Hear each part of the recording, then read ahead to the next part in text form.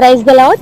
ప్రభునందు ప్రియ సహోదరులకు యేసుక్రీస్తు వారి నామం పేరట వందనాలు మరియు ఉదయకాలపు శుభాలు. అనుదిన వాగ్దానాన్ని దయచేస్తూ మరి ఒక ఆరాధనా దినంలో మనల్ని ప్రవేశపెట్టిన దేవునికి స్తోత్రాలు. మీ ఏకీభావాన్ని బట్టి దేవుని స్తుతిస్తున్నాను. ఈరోజు ఆరాధనా దినంతో పాటు మరొక ప్రత్యేకత ఉంది. ఈరోజు ప్రపంచమంతా ఫ్రెండ్షిప్ డే జరుపుకుంటుంది. అయితే స్నేహం అంటే కాలేజ్లోనో స్కూల్లోనో చేసేదని అనుకుంటాం. ఉద్యోగుల్లోనో ఇంటి చుట్టుపక్కలనో ప్రతి చోట స్నేహం ఉంటుంది. అలాగే స్నేహానికి వయసుతో సంబంధం లేదు. చిన్నవాళ్ళు, పెద్దవాళ్ళు, వృద్ధులు ప్రతి వయసులోనూ సంతోషాన్ని ఇచ్చేది స్నేహం. కోరుకునేది ఆహ్లాదకరమైన బంధం స్నేహం. స్నేహితులు ప్రతి ఒక్కరికి స్నేహితులు ఉంటారు. అయితే మనం ఎవరితో స్నేహం చేస్తున్నాం అనేది ప్రశ్న. దొంగలతో స్నేహం చేస్తే దొంగలుగాను, వ్యభిచారులతో స్నేహం చేస్తే వ్యభిచారులుగాను, తాగుబోతులతో స్నేహం చేస్తే తాగుబోతులుగాను మారిపోవచ్చు. వెంటనే వారి స్నేహం మన మీద ప్రభావితం చేయకపోవచ్చు, కానీ రాను రాను మన స్నేహితుల్లా మనం మారిపోతాం అనడంలో సందేహం లేదు. మన స్నేహితులు అలవాట్లు, మాటలు, సలహాలు మనల్ని ప్రభావితం చేస్తాయి. అయితే మన స్నేహితులను బట్టే మన జీవితం, భవిష్యత్తు కూడా నిర్ణయించబడుతుంది అనడంలో సందేహం లేదు. తల్లిదండ్రులతో కూడా చెప్పుకోలేని ఎన్నో విషయాలు, సంగతులు స్నేహితులతో చెప్పుకోవడానికి ఇష్టపడతారు. అయితే నీ సమస్యకు నీ స్నేహితులు ఏ విధంగా స్పందిస్తున్నారు, ఏ విధంగా నిన్ను ట్రీట్ చేస్తున్నారు అనేది వారి వ్యక్తిత్వాన్ని బట్టి ఆధారపడి ఉంటుంది. అయితే ఈ రోజుల్లో స్నేహం కూడా స్టేటస్లకు, మెసేజ్లకు పరిమితం అయిపోయింది. ఎవరికి కూడా ఎవరి కోసం ఏమీ చేయడానికి సమయం లేని రోజులు ఇవి. అయితే సామెతల గ్రంథం 17వ అధ్యాయం 17వ వచనంలో అంటాడు, నిజమైన స్నేహితుడు విడువక ప్రేమించును, దుర్దశలో అట్టివాడు సహోదరుడుగా నుండును అని. బాగుంటే స్నేహం చేసేవారు, డబ్బులుంటే స్నేహం చేసేవారు చాలా మంది ఉంటారేమో, కానీ దేవుడు విడువక అనే మాటను వాడుతున్నాడు. అంటే మనం ఎలాంటి స్థితిలో ఉన్నా సరే విడిచిపెట్టక ప్రేమించేవాడు నిజ స్నేహితుడు యేసు ప్రభు ఒక్కడే. ఎవరితో ఈరోజు నీ స్నేహం? లోక స్నేహం దేవునితో వైరము అని బైబిల్ స్పష్టంగా చెప్తుంది. అందరికంటే మిన్నగా మన స్నేహం దేవునితో కలిగి ఉండాలి. నీ ప్రథమ స్నేహితుడు, ముఖ్య స్నేహితుడు ప్రభువై ఉండాలి. దేవుడు మనతో స్నేహం చేయాలని, మనతో ఉండాలని, మనతో మాట్లాడాలని ఇష్టపడుతున్నాడు. ఆదిలో ఆదాము, అవ్వను దేవుడు చేసింది వారితో స్నేహం చేయడానికే.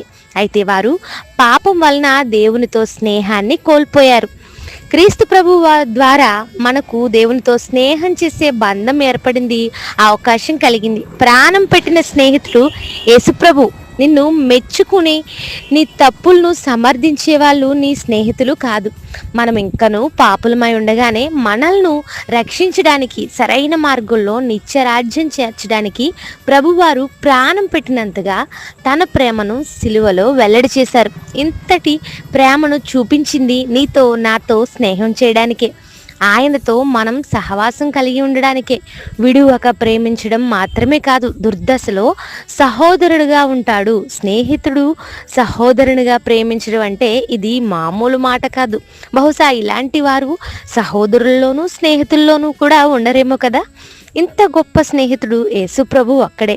సామెతల గ్రంథం 27వ అధ్యాయం 6వ వచనంలో అంటాడు, మేలును కోరి స్నేహితుడు గాయములు చేయును, పగవాడు లెక్కలేనని ముద్దులు పెట్టును అని.